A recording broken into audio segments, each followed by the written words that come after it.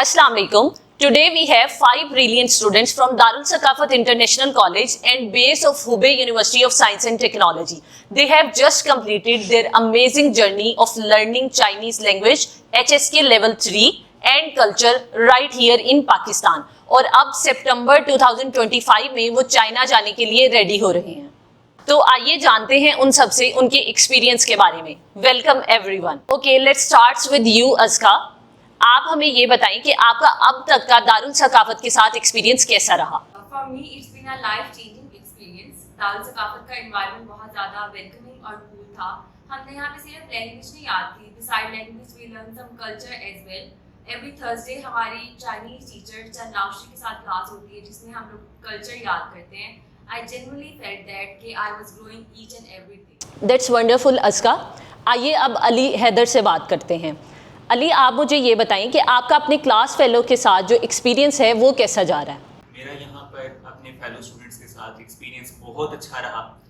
हम यहाँ पर पाकिस्तान के मुख्तलिफ शहरों से वो आए, उनको अपनी अपनी मुश्किलात थी, मुझे भी थी, लेकिन हमने एक दूसरे की मदद की, एक दूसरे की मुश्किलात को समझा. किसी को टोन्स में मसला था तो हमने मिलकर टोन्स का मसला हल किया. खैर, मुझे कभी नहीं लगता था that language learning could be this collaborative, but we did it and I'm happy we did it. दूर नजफ, अगर हम पाकिस्तान के क्लासरूम के साथ ये क्लासरूम्स कंपेयर करें तो हाउ वुड यू डिस्क्राइब? यहाँ पे लर्निंग पैसिव नहीं थी, हम लोगों को रटा नहीं लगवाया गया.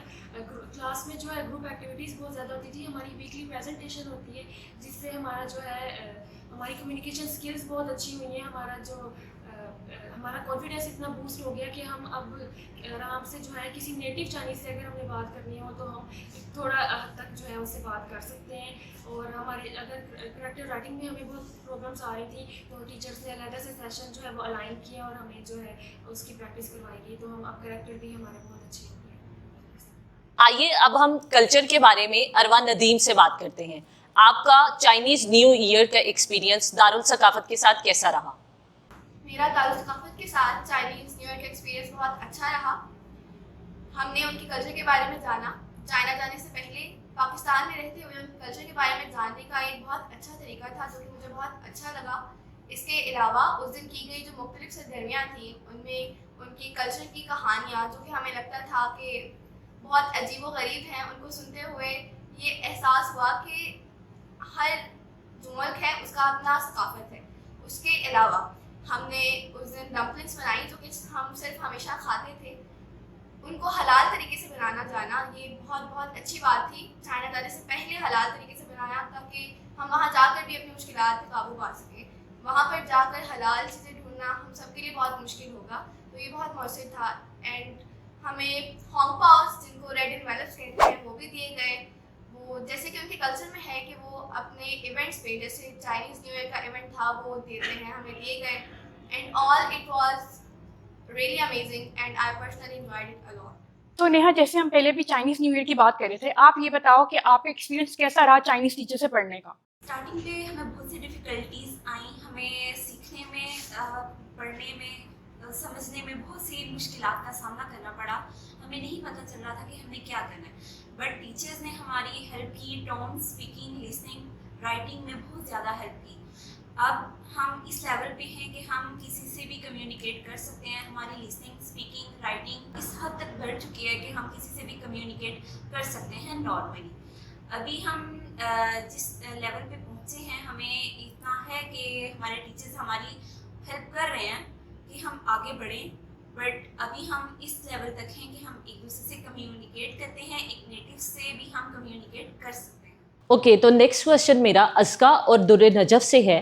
आप लोग मुझे कुछ ऐसा बताएं जो यहाँ पे स्टडी करके आपने एज अ पर्सन गेन किया. स्टार्ट आई थिंक कि चाइनीज़ लैंग्वेज मुश्किल चीज़ है, but with the passage of time जैसे हमने HSK 1 दिया उसके बाद HSK 2 दिया, आई जेन्युइनली फेल्ट कि आपके लिए कोई चीज़ मुश्किल नहीं होती. तब तक मुश्किल होती है जब तक आप उसके लिए स्टार्ट ना लें या आपके पास कोई पीछे बैकग्राउंड नॉलेज ना हो.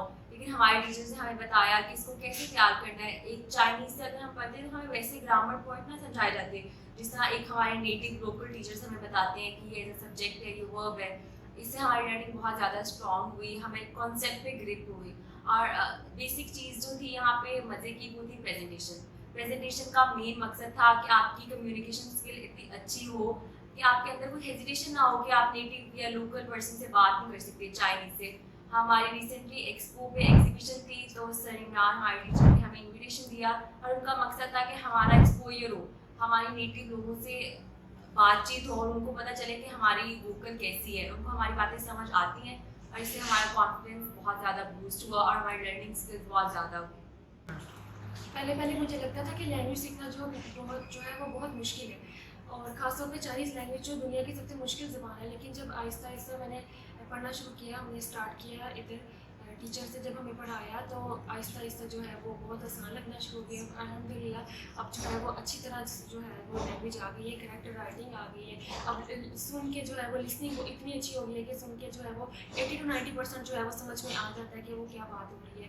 और जब ये पर्सनली जो है ये मेरा पर्सनल मुझे ये प्राउड फील होता है जब मैं कोई इस तरह आर्टिकल पढ़ूँ या कोई बुक पढ़ूँ जहाँ पे अगर चाइनीज़ में कोई बात हो रही है तो मैं कैरेक्टर से ही जो है वो मुझे मीनिंग समझ में आ जाता है, तो मुझे बहुत अच्छा ये खुशी महसूस होती है। तो अरवा, जैसे आप यहाँ पे चाइनीज़ कल्चर के बारे में पढ़ रहे हो, तो आप ये बताओ कि आप कौन सी क्वालिटी खुद एज अ पर्सन गेन करना चाहोगे अपनी लाइफ में? एज अ पर्सन मुझे लगता है पंक्चुअलिटी। चाइनीज़ जो लोग हैं उनके अंदर पंक्चुअलिटी का आंसर बेहद बेहद नुमाया है। ये चीज़ ना सिर्फ मैंने सुनी है बल्कि इसको मैंने खुद ऑब्जर्व किया है। जैसे अभी अस्का ने बताया कि हम एक्सपो सेंटर गए थे, तो वहाँ पर भी मैंने इस चीज़ को बहुत नोटिस किया कि वो लोग बहुत पंक्चुअल हैं टाइम के। लेट उनके लिए कोई लफ्ज़ नहीं है। हमारे टीचर जो यहाँ पर सर सुहेब हैं, वो इसी यूनिवर्सिटी से पढ़ के आए हैं, तो वो हमें अक्सर बात बताते हैं कि वहाँ पर क्लास में लेट का कोई कॉन्सेप्ट है ही नहीं। हर बच्चे ने क्लास शुरू होने से 5 मिनट पहले क्लास में होना है तो होना है। तो मुझे ये चीज़ बहुत अच्छी लगती है और मैं चाहती हूँ कि मैं इसको अडॉप्ट करूँ और मैं इंशाल्लाह करूँगी। इसके अलावा चाइनीज़ लोग बहुत हम्बल हैं। जब हम एक्सपो पे गए तो हमने उनको बहुत बॉदर किया, लाइक हमें जो चीज़ें समझ नहीं आई हमने बार पूछा, लेकिन उन लोगों ने बिल्कुल भी कोई नेगेटिव पॉइंट नहीं हमें दिया, बल्कि बहुत वार्म वेलकम किया, जो चीज़ मुझे बहुत ज़्यादा इंटरेक्ट की। और मैं ये समझती हूँ कि एज अ पर्सन आपको ऐसी क्वालिटीज़ गेन करनी चाहिए। दैट्स वंडरफुल अस्का इन दुर्र नजफ। आइए अब हम नेहा और अली की फीलिंग्स के बारे में जानते हैं कि वो सितंबर 2025 में चाइना के लिए मूव करने जा रहे हैं, तो वो कैसा फील कर रहे हैं। जब मैंने डिसाइड किया कि मैंने चाइना जाना है तो मैंने उनकी लैंग्वेज को सीखना स्टार्ट किया। अभी मैं चाइनीज़ लैंग्वेज सीख रही हूँ और उनके कल्चर के बारे में पढ़ रही हूँ। मुझे बहुत कुछ सीखने को मिला है। अभी मैंने नेक्स्ट अपनी मेडिकल की जर्नी स्टार्ट करनी है, तो ये मेरे लिए बहुत एक्साइटेड है कि मैं वहाँ पे जाकर उनके कल्चर को सीखूं, उनकी लैंग्वेज को सीखूं। अभी अगर मैं डायरेक्ट चले जाती तो मेरे लिए ये बहुत मुश्किल होना था कि मैं उनसे बात कर पाती नेटिव से, बट मैंने यहाँ पे रहकर अपनी लैंग्वेज स्टार्ट की ताकि मैं वहाँ पे जाकर कम्युनिकेट कर सकूँ। मेडिकल की बारे में बात की जाए तो वहाँ पे वो बहुत ज़्यादा आगे जा चुका है दुनिया से, जो कि हमें भी बहुत ज़्यादा मौका मिलेगा सीखने को। इसलिए मैं बहुत एक्साइटेड हूँ वहाँ जाने के लिए, और एक ये वे है कि हमें वहाँ पे जाकर बहुत कुछ सीखने को मिलेगा। इसलिए इंशाल्लाह ये हमारी जर्नी बहुत बेस्ट साबित होगी। एक बात जो कि मशहूर है कि चाइना में पढ़ा बच्चा जी पाकिस्तान आके NLE क्लियर नहीं कर सकता, तो वो यहाँ आकर पढ़ नहीं सकता। मैं ये भी जाकर गलत साबित करना चाहता हूँ, और मैं जानता हूँ ये बात गलत है। ये एक तालिबे इल्म पर मुनहसर है कि वो यहाँ आकर NLE टेस्ट क्लियर कर सकता है या फिर नहीं। ये किसी भी मुल्क या फिर पढ़ाने वाले इदारे पर मुनहसर नहीं है। तो इस चीज़ को भी लेकर मैं काफ़ी खुश हूँ। बिफोर वी एंड, आप सब मेरे साथ कोई ऐसी चीज़ शेयर करो जो आपको चाइनीज़ की कल्चर के बारे में बहुत इंस्पायर की है। चाइनीज़ की जो चीज़ मुझे सबसे ज़्यादा इंस्पायर करती है वो उनकी ऑर्गेनाइज्ड और डिसिप्लिन्ड लाइफ है। चाइनीज़ पीपल आई थिंक के बहुत ज़्यादा फैमिली ओरिएंटेड है। उनको पता है कि उनकी लाइफ में फैमिली की क्या इंपॉर्टेंस है। Beside their work they know how to spend their time with their family, और ये चीज़ आई थिंक कि पाकिस्तानी और हम सबको अडॉप्ट करना चाहिए। मेरे ख्याल से लाइफ लॉन्ग लर्निंग माइंडसेट है उनका, जो कि सक्सेस का राज है, और हम सबको भी ये अडॉप्ट करना चाहिए। जो मुझे उनके बारे में बहुत अच्छा लगता है वो उनकी कमिटमेंट है अपने पैशन से, क्योंकि वो इस चीज़ को कभी भी फॉर ग्रांटेड नहीं लेते। उन्होंने जो करना है वो करना है बाद में। चाइनीज़ पीपल अपनी लाइफ में बहुत फोकस्ड हैं। उनका एक एम है जिसको उन्होंने गेन करना होता है, और ये चीज़ उनकी बहुत अच्छी है कि वो उस एम को अपनी लाइफ में गेन करते हैं, और ये चीज़ हमें भी अडॉप्ट करनी चाहिए। Thank you everyone.